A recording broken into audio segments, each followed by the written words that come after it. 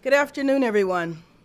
This week, as everyone knows, we celebrate the birth, 80 years ago today, of Dr. Martin Luther King, a man committed to empower those left behind in our society.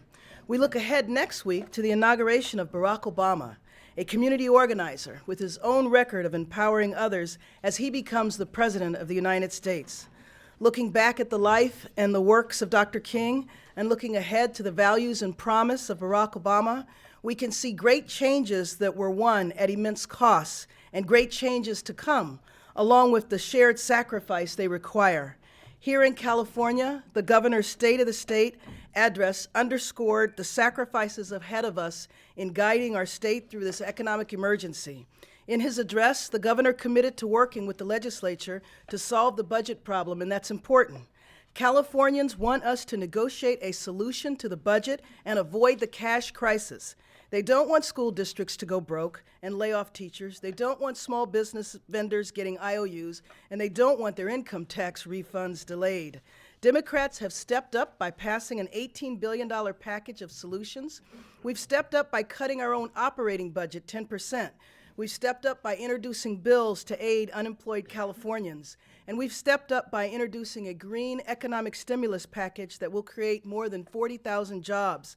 And we've stepped up by pursuing foreclosure relief and mortgage reform. It's often said that Democrats are unwilling to impose cuts, difficult cuts. Perhaps you saw the scroll outside that I believe is over 100 feet long that documents $19 billion in cuts that have taken place over the last few years. When the governor and legislature work together as partners, real achievements like AB 32 and the infrastructure bonds get done. The same can happen on the budget. One of the lessons we can see in looking back at Dr. King and looking forward to President Obama is that even in tough times, even when there is great challenge and sacrifice, there is also hope and opportunity. In the Assembly and the Senate, we look forward to working with the governor to make sure California remains the land of hope and opportunity.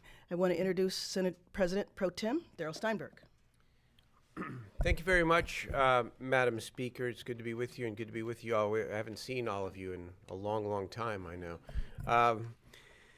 We stand here together on behalf of our respective houses to tell Californians that we are working hard to find common ground with Republicans on a budget and the governor on a budget solution. We all understand what is at stake. California will run out of money if we fail to act. Tax refunds delayed, job-creating construction postponed. There is nothing easy about making up a $41 billion shortfall in our state budget. We have children to teach, roads to build, natural resources to protect, seniors to care for. But we don't have the money to do everything this year, thanks to a national and international economic crisis that some say is the worst since the Great Depression. In bad economic times, many Californians know what it means, in fact, to cut back. State government must do the same, but in a way that does the least damage to public education, to the environment, to the economy, and to those most vulnerable protected by our social safety net. We have to, and we will, throw out all the harsh rhetoric in times like these. It's no time for finger pointing. Californians want and deserve more from us.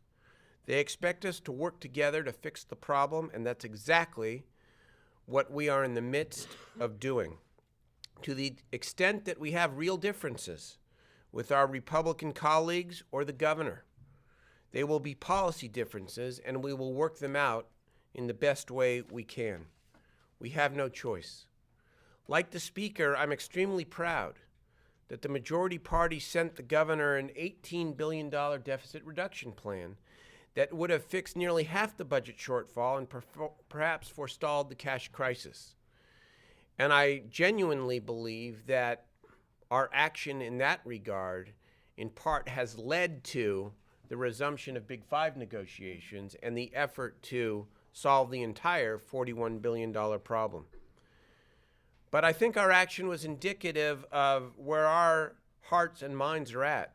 In serious times, you don't just wait for solutions to fall into your lap. You work overtime to find the solutions. And so we are working overtime and beyond to find a solution with the governor and the Republican leaders. The governor is right. The negotiations have been productive. But we need to keep going.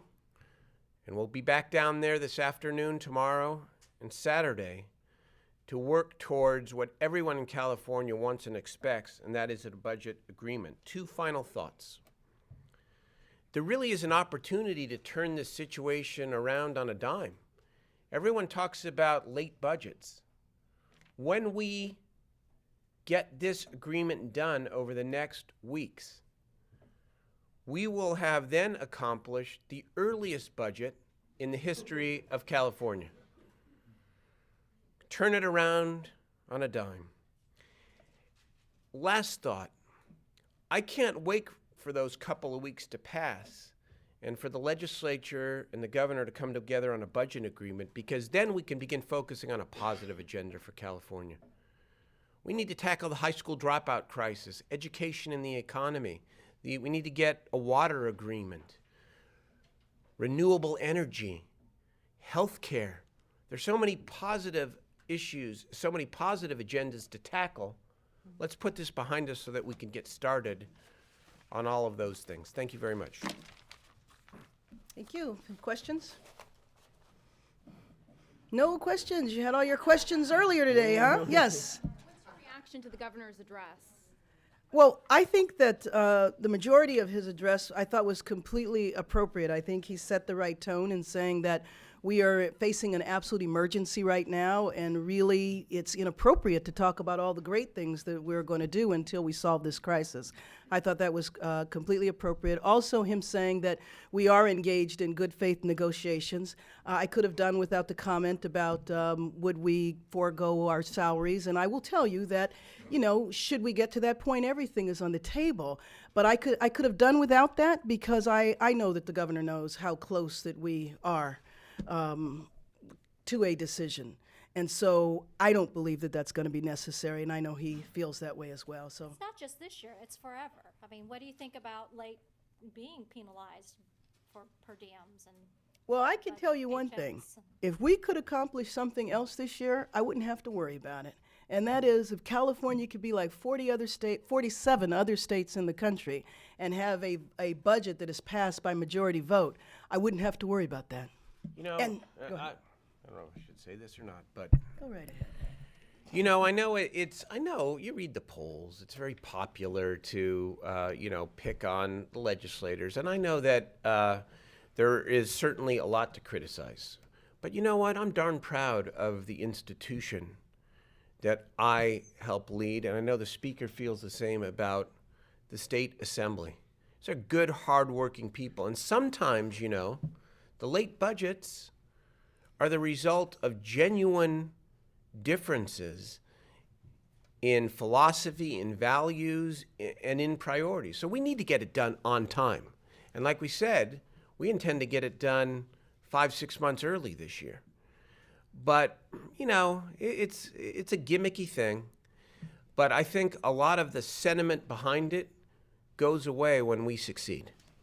Can you talk about why you couldn't have these kinds of good faith negotiations, say, about 4 months ago? I mean, why? I mean, obviously there's a cash crunch. I mean, is that really the motivation for really getting serious? I think Why weren't you serious 4 well, months ago? first of all, I think it's fair we were, and we have been. We've been pushing for the same balanced approach that we're discussing downstairs. You need cuts, you need revenues, but I think two things have changed in the last several weeks. One is our majority vote solution that we aggressively pushed forward, that in the end didn't quite, work out with the governor. We were unhappy about it for a few days, but now we're right back. But I think that would send a little bit of a shockwave, if you will, especially among those who believe that the 2/3 is a crucial principle. Secondly, talk to the people leading the construction industry. Construction's shutting down. We can't float the bonds.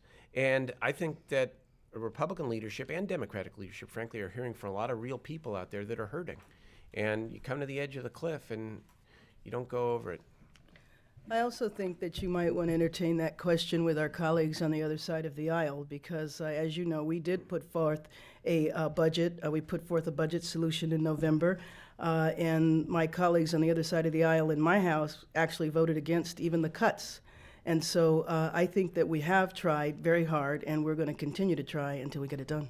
What's the schedule? You mentioned negotiations through Saturday. What's the schedule early next week with? Well, actually, right now, we have the schedule for today. We know we're meeting today at 1:30. We'll be back tomorrow, probably in the morning. We'll be back on Saturday, and then I'm not sure after that. It depends on our progress. Go on hiatus early next week with everybody going to the inauguration. Well, actually, I mean, if you want to look at it, the glass half full, maybe we'll have somewhat of a deal, and then we'll go to the inauguration. I guarantee you, I mean, we're going back to the inauguration, but this is pretty much a 24/7 job. We'll be working. You know, if there are details to conclude or work to be done over those couple of days, we will be working. And I know the governor will be back there too. And so, you know, it's also an opportunity to go back and make sure that we get more than our fair share of the federal economic stimulus money. So, In the governor's speech today, Yeah. he laid out what he saw the people's expectations are of government. He talked about the fundamentals. He just talked about public safety education, making sure the lights come on and the water comes out of the tap. No mention of a safety net or some of the other things that you're concerned with. Do you believe that was a bit of a pinched view of what people expect of their government? No, I don't think so. I mean, the governor believes that there needs to be a safety net as well. Maybe he didn't include that in his speech, but I can tell you, behind closed doors, when we're making those cuts and the cuts that are very painful to the safety net, you know, he certainly expresses his concern about that as well. Senator, so there's the new $850 billion bailout. How much of that are you expecting to play a role in the budget negotiations, and are you counting on some of that? Well, right now, we are hopeful for about $10 billion. And I can tell you that both the Pro Tem and myself have been in regular contact with our congressional delegation as well as members of the transition team. And what we are basically looking at is we're looking at funding from the federal government to increase several of the categories of funding that we receive in California, where we commonly complain for every dollar we send to Washington, we get back 74 cents. So we're looking for the 26 cents in several of those categories, Medicaid as well. sorry, at this point, as the speaker said, we can identify about $10 billion in the health care arena that would have a direct benefit to the state's general fund. California will get a whole lot more money, a whole lot more economic stimulus money in transportation, clean water, renewable energy. Those funds don't necessarily get to the bottom line in terms of the budget. But, you know, we're not looking at what the federal government is going to do as any sort of a substitute for the necessary cuts and revenues we have to make. But it certainly will help.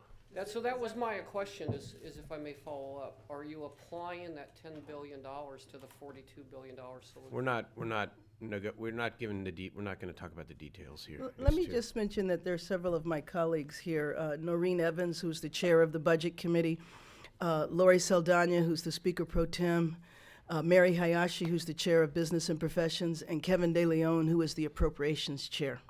Just to ask, at least hypothetically, then, I mean, if you were to get $10 billion out of this stimulus package, does that mean that you have a $32 billion problem, or? I mean, at least If we can just bring to back understand $10 billion what we're talking next week, after we go to the inauguration and come home, that's right. It would mean we would have a $32 billion problem. Right, but again, you know, we're not counting on that happening next week. So, you know, we're trying to build an architecture for a budget which recognizes the probability that we're going to get some help, but it's not a substitute for the cuts in revenue. Yeah. We're hopeful. We're very hopeful. How much of that solves, I mean, does that solve the structural deficit, or No. is that that's a one-time money? No, that doesn't solve, well, it is potential beyond 1 year. It is. There's the potential for 2 to 3 years, but it in no way solves the structural Well, problem. then can you address that a little bit too then? I mean, sure, I'm sure everyone would be happy that it helps us get through this year, but I mean, one of the biggest problems that everyone's been talking about, including the LAO, is the structural deficit. We're talking, the negotiations, as much detail as I think we're comfortable giving, is that we're talking about ongoing cuts and we're talking about ongoing revenue. Now, you know, the structural deficit, the economy could get worse, right? The number could be worse than 41 billion. So there's no guarantee, of course, that we won't be back. But we are talking about real cuts, and we're talking about real revenues. You wouldn't entertain a 3-year temporary sales tax increase like the governor and the Republican. Once again, we're not going to get into the We're not gonna details get of what into we're the talking about. That was good, though. It was good. Thank you very much. Thank you all.